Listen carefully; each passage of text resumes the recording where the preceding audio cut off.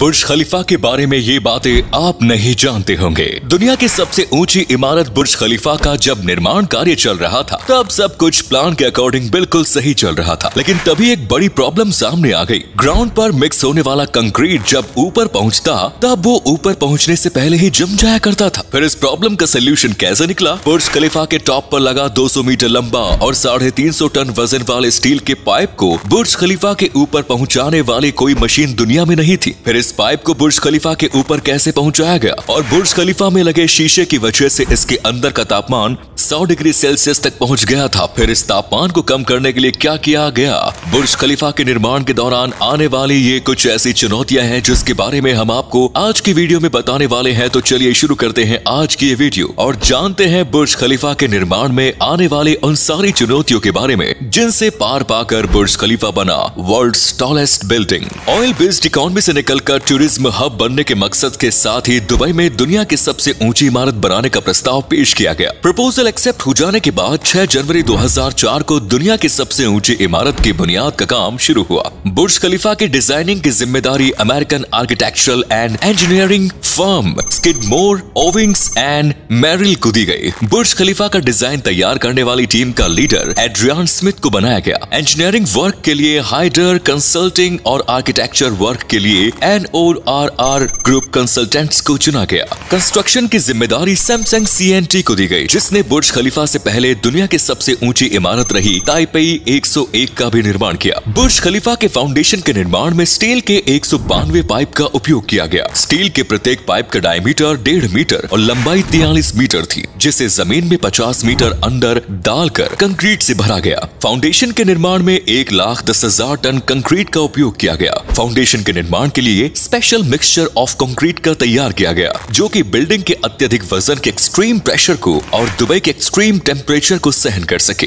अब ये foundation 4,50,000 ton तक वजन संभालने के लिए तैयार था। कंस्ट्रक्शन वर्क शुरू हुआ और मार्च 2005 में बुर्ज खलीफा फाउंडेशन से ऊपर उठने लगा। जून 2006 में 50 फ्लोर तक का काम पूरा हो गया। फरवरी 2007 में बुर्ज खलीफा का निर्माण कार्य 108 फ्लोर से आगे निकल गया और इसी के साथ बुर्ज खलीफा अमेरिका के सीयर्स टावर को पीछे छोड़ते हुए सबसे ज्यादा फ्लोर वाला बिल्डिंग बन गया। मई 2007 में जब बुर्ज खलीफा की ऊंचाई 450 मीटर पार कर चुकी थी, तब एक नई समस्या आने लगी। कंस्ट्रक्शन के लिए जरूरी कंक्रीट का निर्माण ग्राउंड पर किया जाता था और फिर उसे लिफ्ट के जरिए ऊपर भेजा जाता था, लेकिन ऊंचाई ज्यादा होने की वजह से अब कंक्रीट ऊपर पहुंचने से पहले ही सूखने लगा। इस समस्या के समाधान के तौर पर कंक्रीट पंप का उपयोग शुरू किया गया। नीचे से ऊपर तक मोटे मोटे पाइप लगाए गए और फिर हाई पंपिंग मशीन के द्वारा इन पाइप्स के जरिए कंक्रीट ऊपर भेजा जाने लगा। 21 जुलाई 2007 को बुर्ज खलीफा 509.2 मीटर ऊंची ताइपेई 101 को पीछे छोड़कर दुनिया की सबसे ऊंची इमारत बन गई। इस वक्त तक 141 फ्लोर्स बनकर तैयार हो चुके थे।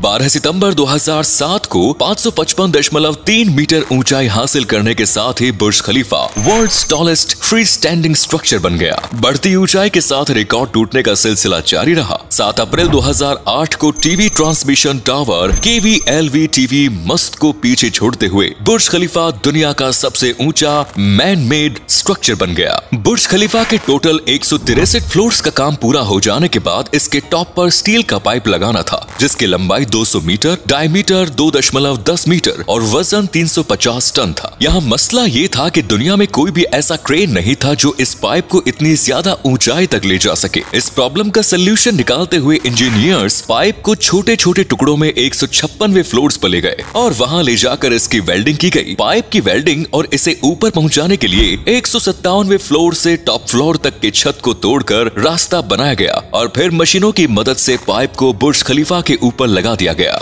बुर्ज खलीफा के निर्माण के दौरान इसमें लगाए जाने वाले ग्लास पैनल्स की वजह से भी बहुत बड़ी समस्या खड़ी हो गई थी। स्ट्रक्चर का निर्माण हो जाने के बाद जब इसमें ग्लास पैनल्स लगाने का समय आया, तब इंजीनियर्स ने इसमें नॉर्मल ग्लास पैनल्स ही लगाए, लेकिन इतनी ऊंची इमारत में नॉर्मल ग्लास पैनल्स डिजास्टर साबित होने लगे। ग्लास पैनल की वजह से बिल्डिंग के अंदर का तापमान 100 डिग्री सेल्सियस तक पहुंच गया। इस गंभीर समस्या का समाधान खोजने में 18 महीने लग गए, जिसके बाद आखिरकार एक स्पेशल टाइप के ग्लास में इसका सोल्यूशन कनेक्शन मिल ही गया। इस एक ग्लास पैनल की कीमत $2000 थी, लेकिन और कोई दूसरा ऑप्शन न होने की वजह से इस महंगे ग्लास पैनल को लगाने का फैसला किया गया। इसके निर्माण के लिए दुबई में ही एक फैक्ट्री स्थापित की गई और 4 महीने के अंदर 26,000 से ज्यादा ग्लास पैनल्स का निर्माण कर लिया गया। 1 अक्टूबर 2009 को बुर्ज खलीफा का निर्माण कार्य पूरा हुआ। फिनिशिंग एंड पॉलिशिंग का काम पूरा होने के बाद 4 जनवरी 2010 को उद्घाटन समारोह का आयोजन किया गया और इस दिन यूएई के शासक शेख खलीफा बिन जयद अल नहमान के सम्मान में इस बिल्डिंग का नाम बुर्ज खलीफा रखा गया।